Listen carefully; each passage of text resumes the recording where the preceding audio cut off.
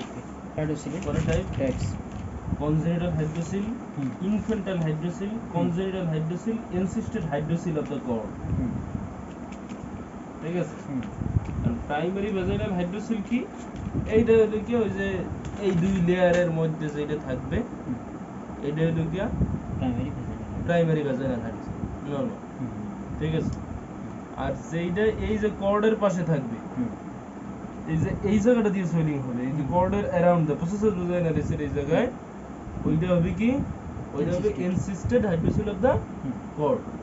এবার হলো congenital hydrocele আর আরেকটা হলো কি infantile infantile hydrocele. Congenital hydrocele কি কনজেনিটালি যদি এই প্রসেসর ভ্যাজাইনালিসটা প্যাটেন্ট থাকে ঠিক আছে প্যাটার্ন মানে খোলা খোলা থাকে তাহলে এই ক্যাভিটি থেকে এই জায়গা থেকে আসবে হুম ঠিক আছে হুম তাহলে এইটারে আমরা বলবো কি কনজেনিটাল হাইড্রোসিল হাইড্রোসিল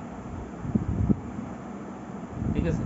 আর ইনফ্যান্টাইল হাইড্রোসিল কি ইনফ্যান্টাইল হাইড্রোসিল হলো কি এই এইটার সাইডে এই সাইডে আমাদের এই যে ইঙ্গুইনাল লিগামেন্ট এই ইঙ্গুইনাল লিগামেন্টের এই জায়গায় এই পর্যন্ত আমাদের কি থাকে ইঙ্গুইনাল ক্যানেল ক্যানেল তাহলে এইটা যদি এই ইঙ্গুইনাল ক্যানেলের মধ্যে দিয়ে চলে আসে হুম এইটার সাথে যদি একটা কানেকশন থাকে হুম ঠিক আছে but it does not cross the deep inguinal ring hmm মানে এইটা এই পর্যন্ত আসবে হুম। কিন্তু এইটা ক্রস করবে না ক্রস করে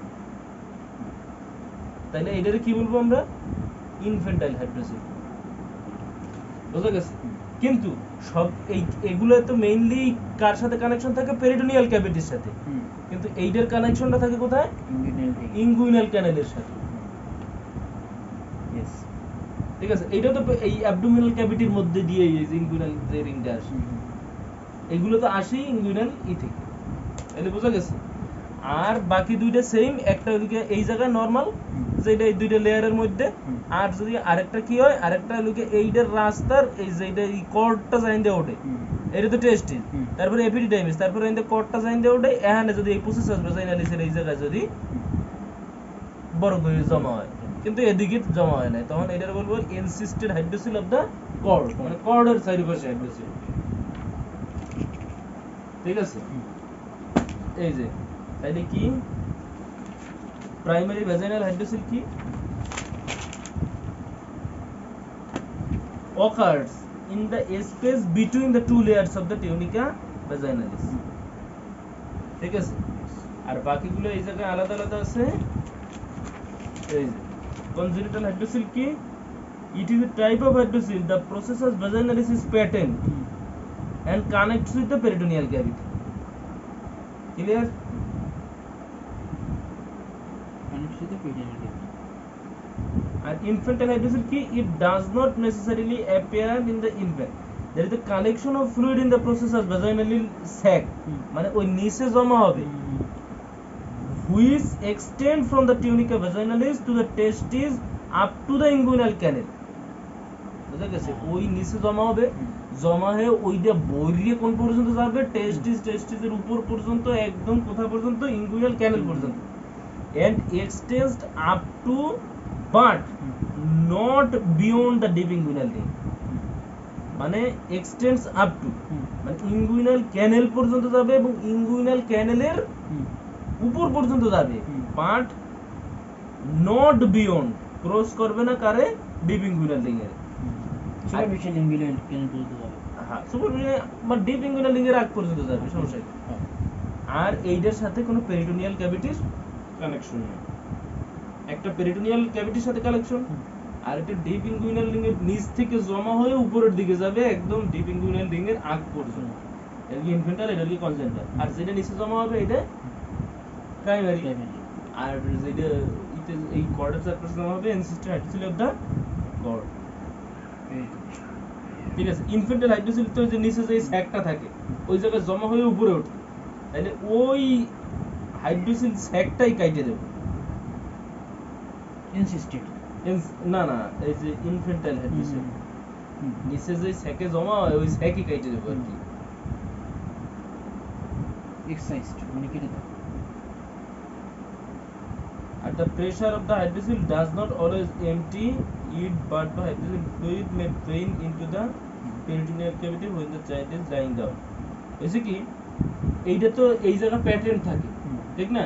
যদি আমি দাঁড়াই তাহলে পেটের ফ্লুইড ওই জায়গায় যায়, আবার যদি শুই তাহলে তো এটা আবার ওই দিকে চলে যায়, ঠিক না? ওইটাই বলছে the pressure on the hydrocele does not always empty it, but the hydrocele fluid may drain into the peritoneal cavity when the child is laying down. এটা কি একটা ফিচার, বুঝা গেছে?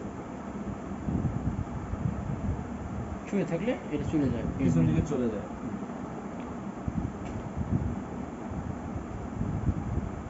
এনসিস্টেড হাইড্রোসিলি অফ দ্য কি ওই স্যাক গুলো কাটে দেব, এটা ট্রিটমেন্টই একটা extraction of the sac, hydrocele sac, আগেরটার মতোই আগেরটার মতো একই। ইনসিস্টেডটা তো মূলত ইস্যু হয়েছে কি বলে করের পাশে, শুধুমাত্র কর্ডের পাশে হয়, ওই ওই যতটুকু বাইরে উঠবে অতটুকু কেটে দেব, কাইটে সেলাই করে দেব।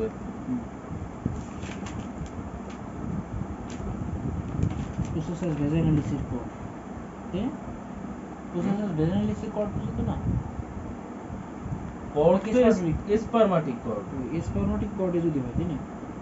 স্পারমাটিক কর্ডের পাশ দিয়ে আবার প্রসেসাস ভেজাইনালিস ওঠে। হ্যাঁ, ইনসিস্টেড হাইড্রোসিলটা তো স্পারমাটিক কর্ডে যদি জমা হয়, স্পারমাটিক কর্ডের পাশে যদি জমা হয়, আরে এই জিনিসটা ছবিটা বুঝতেছিস না? এইটা আলাদা একটা জিনিস, এইটা আলাদা একটা জিনিস। স্পারমাটিক কর্ডের চারিপাশে যদি এই পানিটা জমা হয়, কিন্তু এইটার লেয়ার তো আলাদা।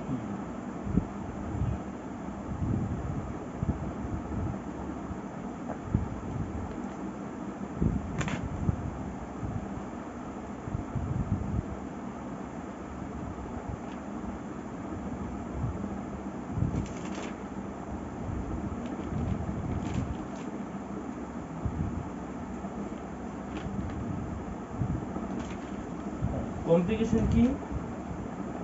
কমপ্লিকেশন এই হাইড্রোসিলটা রাপচার হয়ে যেতে পারে, তারপরে এদিকে হার্নিয়েশন হইতে পারে। হার্নিয়েশন মানে হার্নিয়া মানে এই পানিটা বের হয়ে যেতে পারে কোথায়, ওই যে বাইরে আমরা লেয়ার করলাম ওই ডার্টস মাসেলের লেয়ারে চলে যেতে পারে। তারপরে কি ট্রান্সফরমেশন ইন দ্য হেমাটোসিল, মানে এটা ব্লাড থেকে সেরাস ফ্লুইড থেকে এটা ব্লাড পরিণত হয়ে যেতে পারে। তারপরে কি স্যাক কি হয়ে যেতে পারে, ক্যালসিফাই হয়ে যেতে পারে, মানে স্যাক শক্ত হয়ে যেতে পারে। আর ইনফেকশন জমা হইতে পারে, ইনফেকশন হইতে পারে, রাপচার, ইনফেকশন, হার্নিয়েশন, হাইড্রোসিল হয়ে টেস্টিকুলার অ্যাট্রফি, স্টেরাইলিটি হয়ে যেতে পারে।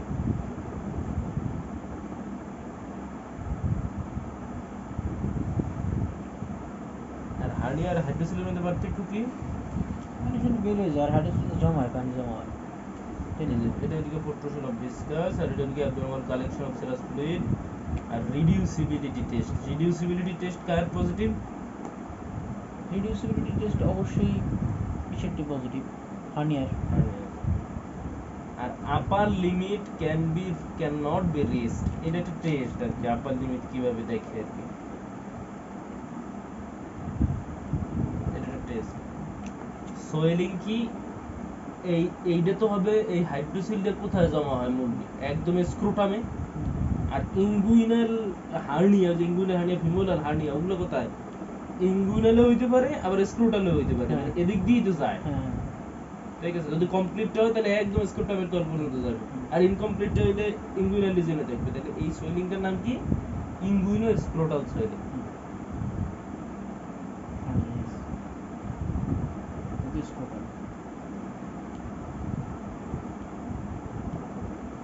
ঠিক আছে? আর upper limit can not be reached, can be reached, এদের মানে কি?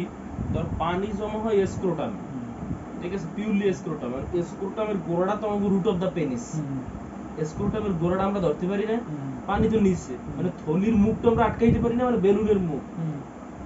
কিন্তু ওই হার্নিয়া তো তৈরি হয় পেটের মধ্যে থেকে, ওইটার আগা কি আমরা ধরতে পারবো যে কোথা থেকে তৈরি হয়েছে? এই জন্য বলছে যে ক্যান নট বি রিচড, মানে উপরের অংশ ধরতে পারবো না। কিন্তু হাইড্রোসিল, হাইড্রোসিল তো পানি নিচে, পানির শেষ মাথা তো ধরতেই পারে, যে পানি স্ক্রোটামে জমা হয়েছে, স্ক্রোটামের একদম রুট অফ দা পেনিসটা ধরলেই তো স্ক্রোটামের মাথাটা। ওইটা বলছে যে upper limit reached, upper limit can not be reached. আর ট্রান্স ইলুমিনেশন টেস্ট কি? ওইটার মধ্যে দিয়ে বেরোয় কি নারী বুড়ি, তাহলে ওগুলো লাইট মারলে ওর মধ্যে দিয়ে কিছু দেখা যাবে, না। কিন্তু পানির মধ্যে লাইট মারলে খুব সুন্দর গোল হয়ে দেখা যায়, এই যে ট্রান্সফরমেশন টেস্ট এতে দেওয়া হবে না ছবি। আর কনসিস্টেন্সি এর ভেরিয়েবল আর সিস্টিক মানে কি, ভিতরে সলিড এই লিকুইড অথবা সেমি সলিড থাকবে।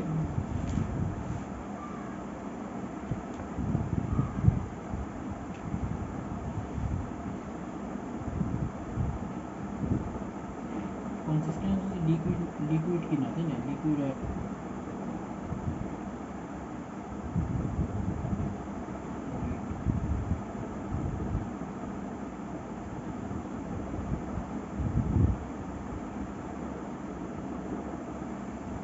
না না, লিকুইড আর সেমি সলিড না, আরে সিস্টিক মানে হলো কি এটার মধ্যে লিকুইড থাকে। হ্যাঁ এটা কইছি যে এই যে এইটার এই হাইড্রোসিলের তো লিকুইডই থাকে, আর হার্নিয়ার কনসিস্টেন্সি ভিন্ন হবে, হ্যাঁ। ফার্ম অথবা রাবারের।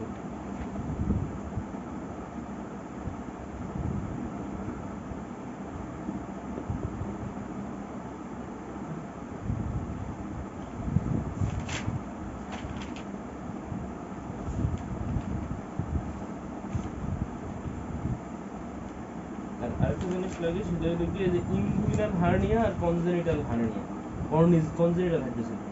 কনজেনিটাল হাইড্রোসিলের ঘটনাটা ঘটে কি,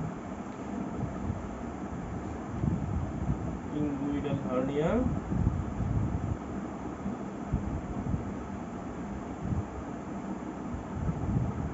অল টাইম প্যারেন্ট থাকবে প্রসেসর ভেজাইনালিসটা, এগুলো কনজেনিটাল হাইড্রোসিল।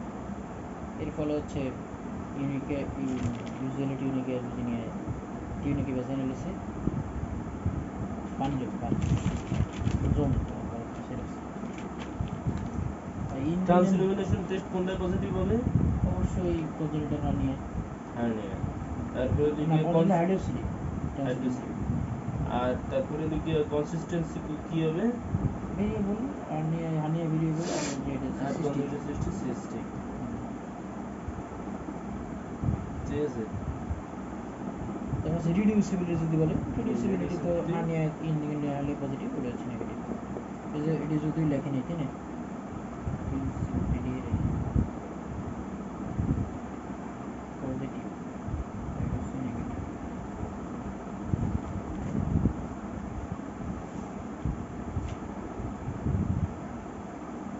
এটা সময় স্ক্রোটামা আর এটা সময় ইনভিনিয়ার ক্যানেল হবে তাই না, ইনভিনিয়ার ক্যানেল।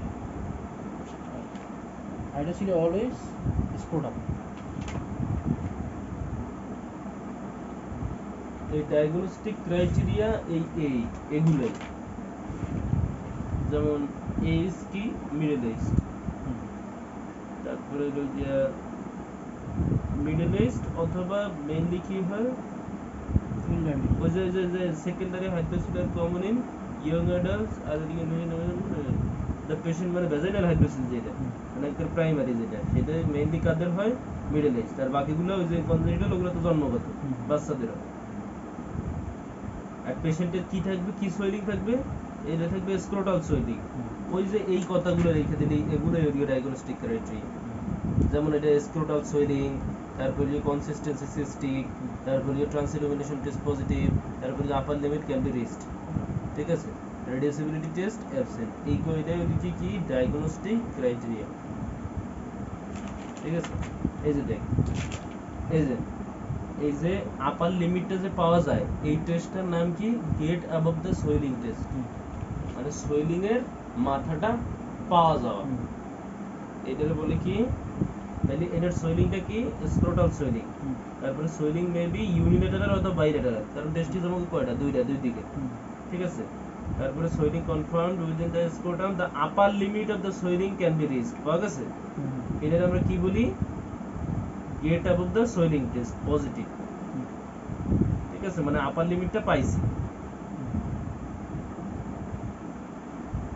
ঠিক আছে, এই তারপরে এইটা কেমন, এটা সিস্টিক, তারপরে ফ্লাকচুয়েশন টেস্ট পজিটিভ। ঠিক আছে, তারপরে সোয়েলিং নট রিডিউসেবল, ওই কয়টা পড়লেই হলো। আর ট্রান্সইলুমিনেশন টেস্ট পজিটিভ। আর ওই সেগুলো পার্ট প্রবলেম এগুলোই লাগাইতে হবে। ওই যে ইতে যে কয়টা আছে এই কয়টা টেস্টই করতে দেয়, এটা তো একটা ইও reducibility test, transillumination test, swelling, cystic swelling, তাই না? এখন কথা হইল কি এই ইনফেন্টাইল হাইড্রোসিল এইটার সাথে একটু ঝামেলা বাজে কি ইনফেন্টাইল হাইড্রোসিলও ইনগুইনাল ক্যানেলের মধ্যে ঢোকে, হ্যাঁ। আবার ইনগুইনাল হার্নিয়াও তো এইটার মধ্যে দিয়ে আসে। হুম। হ্যাঁ, হ্যাঁ, তাহলে অনেকটা মোটামুটি এই দুইটা একটু কাছাকাছি না, হ্যাঁ, হ্যাঁ, দুইটা ইনগুইনাল ক্যানেলের সাথে একটা আছে, হুম। কিন্তু পার্থক্য করবে কি দিয়া, এটা একটু সিস্টিক সোয়েলিং, এটা ট্রান্সইলুমিনেশন টেস্ট স্ক্রোটামে মেবি পজিটিভ থাকতে পারে, ঠিক আছে। আর দ্বিতীয়ত এটা কিন্তু কাছাকাছি, মানে এই দুইটার ক্ষেত্রেই অনেক টেস্ট পজিটিভ পাওয়া যাবে, হুম। ঠিক আছে। কিন্তু এই যে ট্রান্সইলুমিনেশন টেস্ট তারপরে এগুলো কোনো সময় দুইটার ক্ষেত্রে পজিটিভ, ওইটার ক্ষেত্রে রিডিউসিবিলিটি টেস্ট পজিটিভ পাওয়া যাবে, কিন্তু এই দুইটার ক্ষেত্রে কিছু টেস্ট পজিটিভ পাওয়া যাবে, কারণ এই দুইটাই একই জায়গাতে যায়। ওই যে ইনগুইনাল ক্যানেলে ঢুকছে, সাইট যেমন একই। সাইড মোটামুটি একই।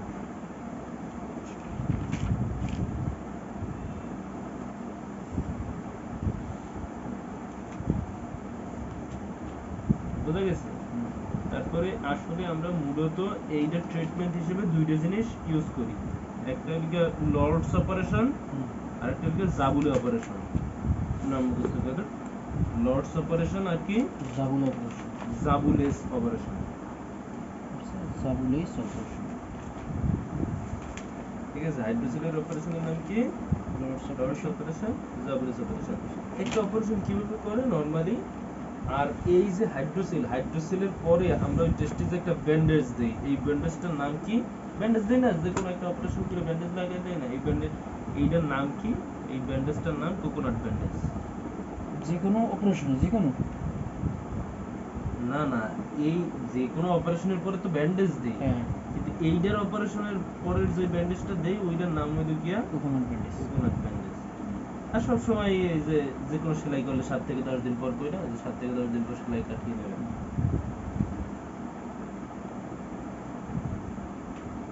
ঠিক আছে। তাহলে এই অপারেশনের প্রসিডিউরটা একবার কই, সেটা হইবে গিয়া আমরা প্রথমে কি করি, প্রথমে প্রি অপারেটিভ, যে প্রি অপারেটিভ অর্ডার দেই, কাউন্সেলিং করি, তারপরে ইনফর্ম রিটেন কনসেন্ট নেই, এগুলো নিয়ে পেশেন্টের ইতে পাঠাই। তারপরে কি করি, তারপরে পেশেন্টের ওই জায়গা ক্লিন করি, ওয়াশ করি, এটাকে বলি আমরা ওয়াশ বা পেইন্টিং, ঠিক আছে। Pre operative procedure. Pre operative procedure এগুলোই কইতে হইবে, পেইন্টিং প্রি অপারেটিভ প্রসিডিউর করলে তো হবে না। আগে এগুলো বইলে তারপর এদিকে ইটি করে এই যে অ্যান্টিসেপটিক সলিউশন, এই যে ওয়াশ উইথ, এই যে দেখ এগুলো ক্লিয়ারলি সুন্দর করে কইতে হবে। প্রথমে কি প্রি অপারেটিভ অপারেশন, তারপরে কাউন্সেলিং, তারপরে কনসেন্ট, এই তিনটে নেওয়ার পরে তারপরে করি অপারেশন ফিল্ড এক্সপ্লোর, মানে অপারেশন ফিল্ডে শোয়াই, তারপরে কি করি clean and wash the antiseptic solution. আর ড্রাপিং মানে ওই জায়গাটা বাদে ওই যে বাকি জায়গায় সবুজ কাপড় দিয়ে দেয় না, ওইটাকে বলে ড্রাপিং। কোথায় সবুজ কাপড় দিয়ে? এই যে 2 number line, open expel clean and wash the antiseptic solution and draping is done. চাদর দিয়ে ঢেকে দেয় না দুই পাশে, ওটি দেশ না একটা, ওই যে উপরে যে সবুজ কাপড় দেয় ওইটার ড্রাপিং। তারপর এদিকে এন ইনসিশন, এইবার ওদিকে আমরা কি দিব, ইনসিশন দিব 1 centimetre lateral and parallel to the median raphe, para-raphe incision।